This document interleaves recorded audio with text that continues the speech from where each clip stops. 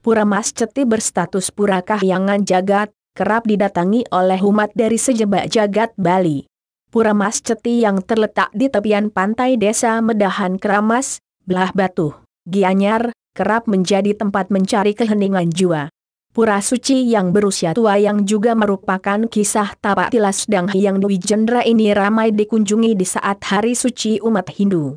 Setiap hari purnama, tilem, Siwaratri bahkan saat diselenggarakan piodalan pada Anggar Kasih, Medang Sia jajalan umat selalu memadati pura untuk melakukan persembahyangan.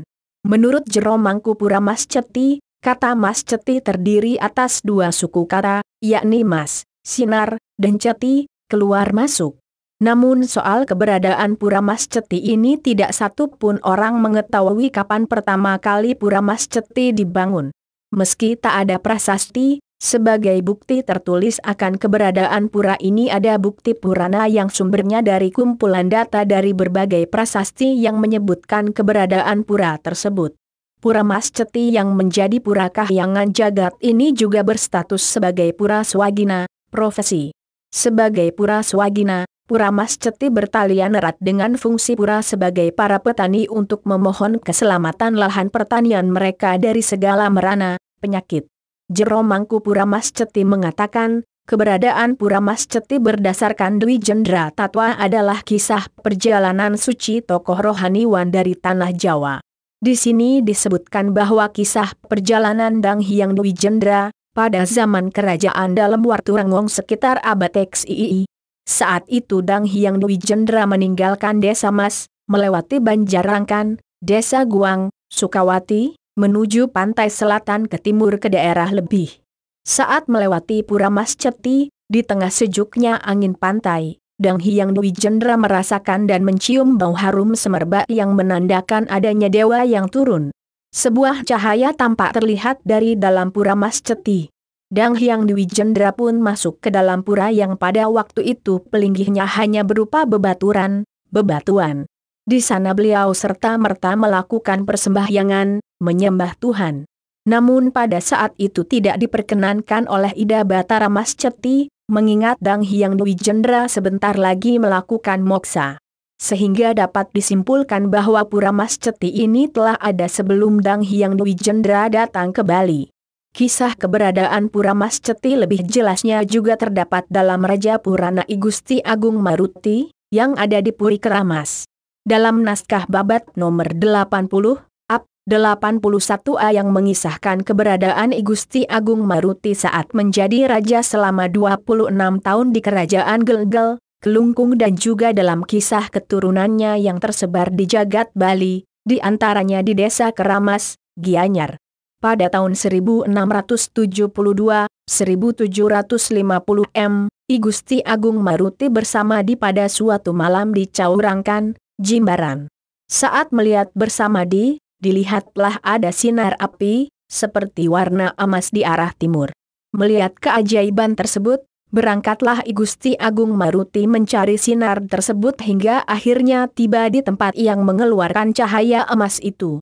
Beliau kemudian menemukan tempat suci yang terbuat dari bebaturan, berlokasi di dalam hutan dekat pantai. Tempat suci bebaturan yang ditemukan tersebut adalah Pura Masceti, sekarang. Setelah mengaturkan persembahyangan dengan pasukannya, I Gusti Agung Maruti kemudian melanjutkan perjalanan menuju suatu wilayah yang kini dinamakan Desa Keramas. Sejak pemerintahan I Gusti Agung Maruti di Keramas, bebaturan tersebut kemudian dilakukan penataan sekaligus perbaikan bangunan suci. Dari berbagai versi cerita mengenai keberadaan Pura Masceti, mana yang benar belum jelas. Jero Mangku Pura Masceti menegaskan bahwa ketenaran Pura Masceti terjadi setelah masa pemerintahan I Gusti Agung Maruti membangun kerajaan di Keramas. Pura Masceti mempunyai struktur bangunan suci dengan menganut konsep Trimandala. Jero Mangku Pura Masceti menuturkan, pada bagian jeroan utama mandala, di Pura Masceti terdapat beberapa pelinggih. Di antaranya Meru Tumpang 5 merupakan pelinggih Ida Batara Masceti sebagai pelinggih utama. Yang dipuja dalam hal ini adalah Tuhan dalam manifestasinya sebagai Dewi Sri. Meru Tumpang 5 ini berdampingan dengan Meru Tumpang 3 pelinggih Batara Ulun Sui, dan bagian selatan merupakan pemujaan Batara Segara, kemudian Pelinggih Sedahan Penyarikan, Sedahan Dasar atau Pertiwi, Pelinggih Pesimpangan Gunung Lebah, Batur, dan Gunung Agung. Kemudian terdapat pula Pelinggih Ratung Lurah Agung, Sedahan, Balai Pasamuan, Balai Pewedaan, Piasan Panggungan dan Piasan Tiang Sanga. Di utama Mandalapura juga pada bagian barat laut yang hanya dibatasi dengan tembok terdapat Pelinggih Pesimpangan Batara Pura Gelap yang berada di Pura Besakih. Sebelah timur Jeroan yang juga dibatasi dengan tembok terdapat Pelinggih Jerokelo dan Istana Batara Ratu Mas Mayun, serta taman yang terdapat Pademasana dan Sedahan. Bagian Madya Mandala terdapat sebuah pohon besar yang di bawahnya terdapat Pelinggih Batara Ratu Lingsir Baten Ketapang.